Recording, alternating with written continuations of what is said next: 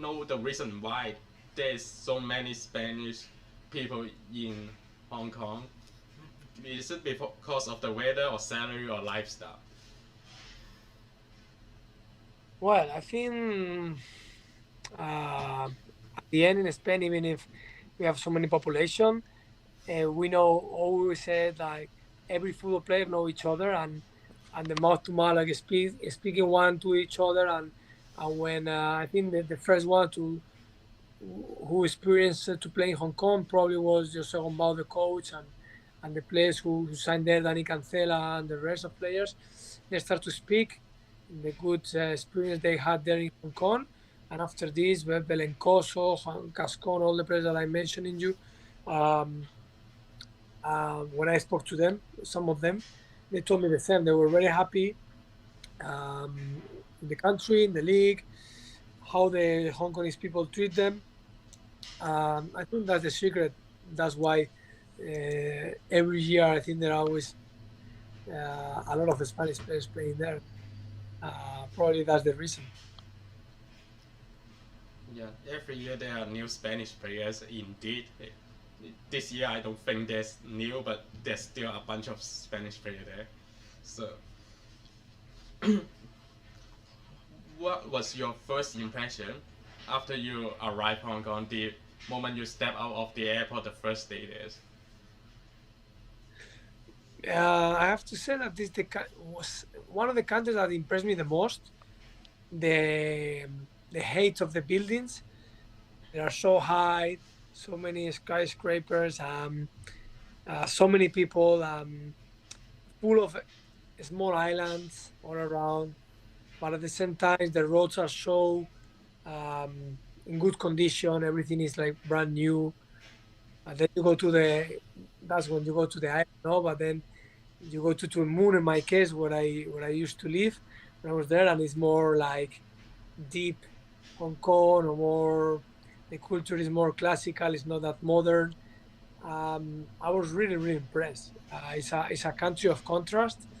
Um, and again, I think it was a love of first sight because in the moment I arrived, I said, "Wow, what a country!" And I start to love it.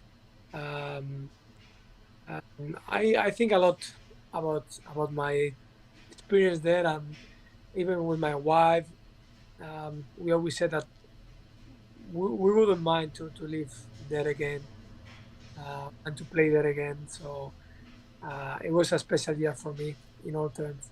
Okay. Do you have any language barrier back then? Was your English level good? Because I understand some of the Spanish players arrive in Hong Kong with some problems with the language. Did you have that problem?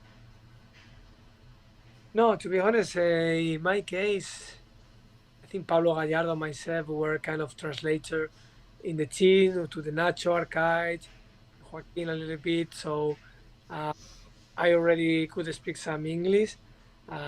So it was easy the adaptation because most of the Hong Kongese people, especially in the island, you can speak very good English, of course. So it was easy the adaptation. It's true that sometimes into a moon and when you go to outside of the city center, people doesn't speak that much English, and it was tough to for me. I remember to learn some words. I even forget now, but like, please, can you stop when we go to this? How you say? These 16 seats, kind of mini bus, right? That you Yeah. go to a moon and these places, and normally the drivers couldn't speak English, so I learned in Hong Kong in Cantonese. Please, can you stop? Some words like "hello," "how are you?" Some food. But nah, I couldn't learn too much. Um, some jokes with the teammates. Um, but at the end, all my teammates and most of them they could speak some English. It was easy adaptation in this case. It was not like in Thailand that 90% of my teammates they couldn't speak English. So for me, it was easy to adaptation. Did you find Hong Kong food tasty? Did you try all the Hong Kong foods when you were in Hong Kong? Actually, I love Hong Kong food, but my wife is crazy about Hong Kong food. Still now in Spain after 4 years when I play there, sometimes she tell me I feel like eating a this Hong Kong Hong Kong soup or the pork with some of your dishes with the dim sum, the so many things, you know. Um, and the rest, some of the restaurants we often went there. We miss it. I remember to go to the Michelin star, the cheapest one in the world. You could have lunch for $10 and have a Michelin star, and at the same time, as I told you before, you have some fancy restaurants as well, really elegant, top class. As I told, so many Michelin star all over Hong Kong. Any kind of food you want Nepali, you want Indian, you want Thai food, you can find everything, and very good and tasty food. So you have a mix of even Spanish. You have Yeah. some good restaurants where I went.